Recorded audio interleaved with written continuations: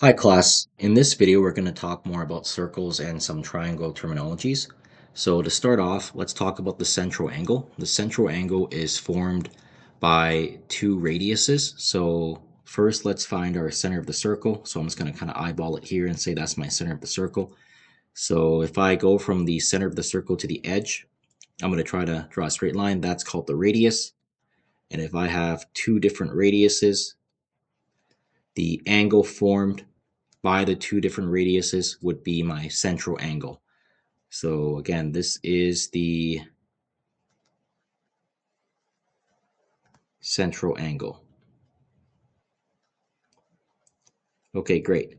Now let's talk about the chord actually. I have to talk about the chord before I talk about the inscribed angle.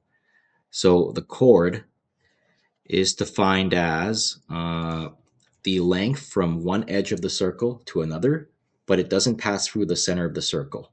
So for example, from this edge to this edge here, and again, this is supposed to be a straight line. My drawings aren't very great. That's called a chord. So it's from one edge of a circle to another edge, a straight line that does that. That's a chord, uh, and it doesn't pass through the center of the circle. If you do have a line that goes from the edge to the edge and it passes through the center of the circle, that would be called the diameter. So again, this is called a chord. Okay, that's called a chord. Okay. And now for the inscribed angle, it's an angle formed by two different chords. So let's say I got another chord that would go from, let's say, here all the way to here. This line goes from edge to edge and it doesn't pass through the center of the circle. That's another chord. Now the angle that's formed between the two chords, this is called the inscribed angle.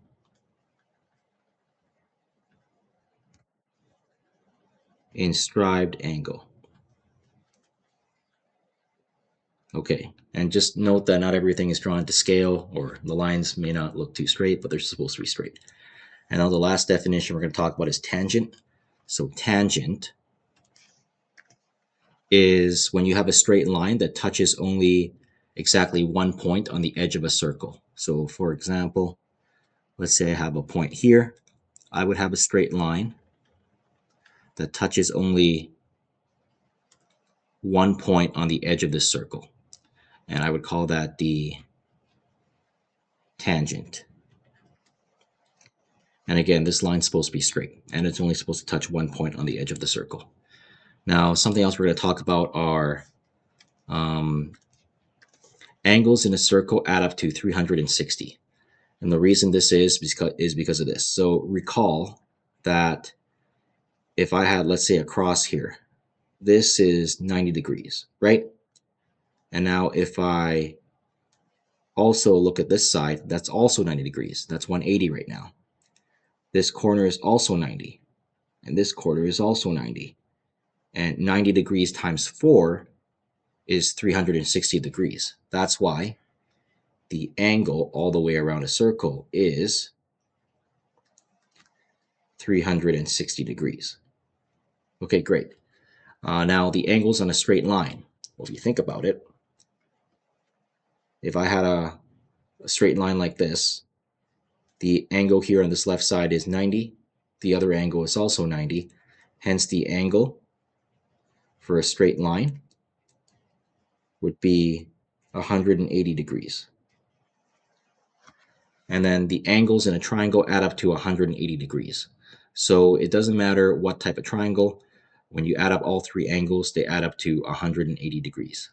Okay, now let's talk about some triangles. So the first triangle we're going to talk about is a right angle triangle. In a right angle triangle, one angle in the right triangle will always be 90 degrees. So here, this angle is 90 degrees.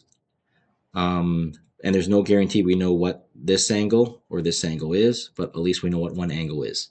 Now for an isosceles triangle, two sides will be equal length. In this case, the dash indicates which sides are going to be equal. So right now this side on the left is equal and this side on the right is equal. Now it says the angles opposite of the equal sides will be equal angles. So notice this angle here is opposite of this equal side. This angle here is opposite of this equal side. These angles will be equal to each other. So how this helps would be, because you know the angles in a triangle add up to 180 degrees, if you know what this angle is here, let's say this angle is 60 degrees, then you know that these two angles must also be 60 degrees in that case. But then that would be an equilateral triangle. So let's pick another angle. Let's say this angle is 80 degrees. Then because the angles in a triangle add up to 180, these two angles would have to be 50 and 50, because then 50 plus 80 is 180. Now for an equilateral triangle, all sides will be equal length, as you can see with the dash. And if all sides are equal length, all angles will be the same. And since the angles in a triangle add up to 180, all angles will be 60 degrees in an equilateral triangle, because 60 plus 60 plus 60 is 180 degrees.